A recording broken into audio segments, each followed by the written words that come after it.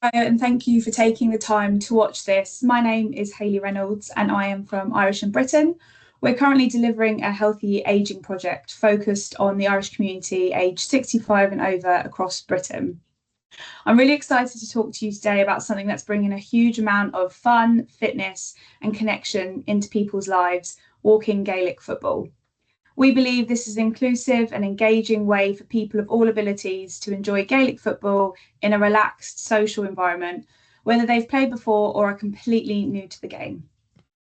I'm delighted to be joined by two fantastic people who are real champions of the initiative. Firstly, Stephen Lavery from Gaelic Games Council of Britain, who has been instrumental in supporting the growth of Gaelic games across Britain. And secondly, Keith Jackman, Community Development Administrator for Hertfordshire GAA, who will be sharing his first-hand experience of piloting walking Gaelic football last year. Both Stephen and Keith have seen just how powerful the initiative can be, and we're really looking forward to expanding it further across the UK. So just to introduce what we did last year we ran our first 4-week pilot for the walking Gaelic football in Hitchin, Hertfordshire. The focus wasn't on competition, it was about people, movement, connection and fun. We had participants ranging in age from 50 right up to 85, and every single one got involved with real enthusiasm and plenty of laughter. Some had never played Gaelic football before, while others hadn't played in over 40 years. Everyone came with an open mind and everyone left with a smile. And the funniest thing was that everybody agreed that the hardest part was the walking, which was really interesting to take away from that. But that's exactly what made it brilliant. It was fun, achievable, and a gentle way to get moving in a supportive group. So what we saw over those 4 weeks was people made connections, people moved better and felt better, people came back week after week because they enjoyed it. Walking Gaelic football isn't just exercise, it's boosting well-being, combating isolation, building friendships and creating community.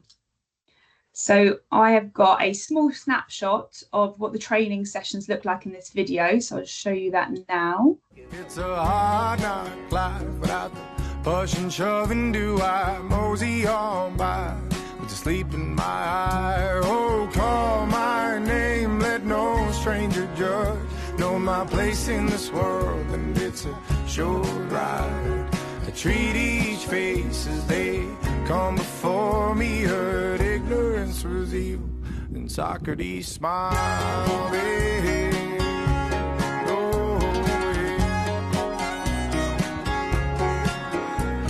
I spent all day in the public library, hoping to be seen by some passerby, with an ancient recount of the guns and the glory. Democracy saved in my head held high. Oh, call my name, let no stranger judge. Know my place in this world. Now I'm going to hand over to Keith, and he's going to talk a little bit more about the coaching aspects and what the members did.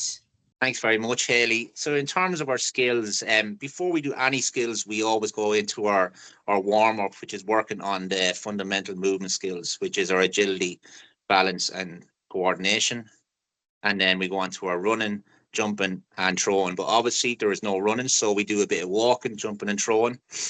And once we have done our warm-up skills, then we go into the basic skills of our game, which is the hand pass, the solo, the kick pass, and also the high catch and low catch. So in terms of our skills, the key thing what we must do is we have to know our player. How do we know our player? Well, we build rapport with the player before the session, and we find out what the player can do, more so what they can't do. So a lot of our players that come for walking Gaelic football have underlying injuries, such as hip operations, back operations, and bad knees. So we have to adapt to the player that's there on the day. So in terms of the solo, some players can solo with their foot. So how do we adapt if someone has a bad knee? We let them solo with their knee. And again, with the kick pass, we have to be aware that some people might have had ankle injuries. So with regarding the kick pass, we encourage more the hand passing again. So never presume that a player can do the skills. Always check first before the session. The first 3 sessions, we're always working on the skills. We always start the skills off from a stationary position. then we progress into some movement, and then we progress it again into some pressure, whether that is using our step model, space, time, and equipment, but more so we put pressure on by adding players. So when teaching the skills, we use our HHF model, or now as we call it, our HHNF model, which is our head, hands, knees, and feet. So when teaching the skills, always check, what are my hands doing? What part of the foot am I kicking the ball with? Is my left hand holding the ball for the hand pass? And what part of the hand am I striking the ball with? And then always make sure every player has a ball. Every player having a ball, the skills progress a lot quicker rather than having one ball to every 3 people. And that's roughly it regarding in terms of the skills. Just if I can end with something, please just find out, know your player. How do we find out? How do we know more about a player? At the very beginning, we go up, we talk to them, we introduce ourselves to them, and we find out if they have any underlying health injuries or any other conditions. So in terms of week 1 to 3, we introduce the skills. We make sure that they have an understanding of the game. We have some team building, and we also have fun. Week 4 to 5, we have small modified games introduced on a quarter of a pitch involving the skill you learn on the day. And then week 6 to 10, we introduce a small goal, working on a half a pitch, and also depending on the amount of players that we have on the day. Week 10 onwards, sessions start with easy skill drills, followed by a half a pitch a game. No contact, but still having fun. New members, week on week, are encouraged to engage in peer teaching and guidance from the coach and skills.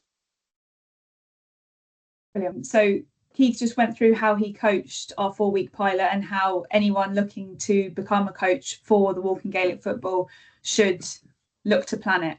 And Keith's obviously going to be available for anyone that has questions about that. Day of preparation. So this is just what your players will need: comfortable clothes, water bottle, football boots, trainers also are fine, doctor sign off, and sign up with your club. So they're really important. It doesn't need to be full football kit, but it just can't be jeans or smart shoes. It has to be trainers along those lines. Another really important bit here is the sign up with GAA Club. And that leads me on to just talking a bit about the Gaelic community and Irish in Britain's role. So at Irish in Britain, we have over 135 members across Britain, and there are Gaelic clubs nationwide. So we can align our members with the Gaelic clubs, and this presents a fantastic opportunity to expand community networks at a local level.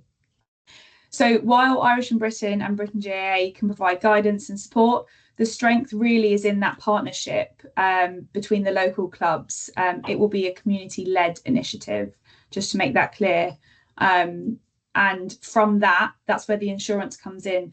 The best thing to do for the members in the clubs is partnering up. So ensuring that insurance is done through sign up to that club. It's the safest and the simplest way to ensure a proper oversight and protect participants. So if sessions take place at the local Gaelic club, participants should be registered with that club to be covered under their insurance. I'm just going to pass over to Stephen now.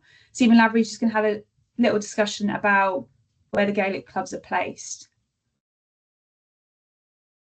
Thanks, Hayley. So you'll see from this map, this is the wider Gaelic Games family of where all our clubs are based, right across Britain. So you'll see Scotland, Wales, England.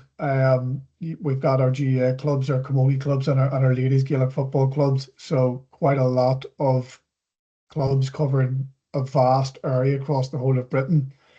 And on our website, ggcb.org.uk, Gaelic Games Council of Britain, there is a tab with clubs and university locations where you will find this map in a larger image. But underneath that image, you'll also find a link with full addresses of where all of these clubs are based, and hopefully there might be one within your locality to join.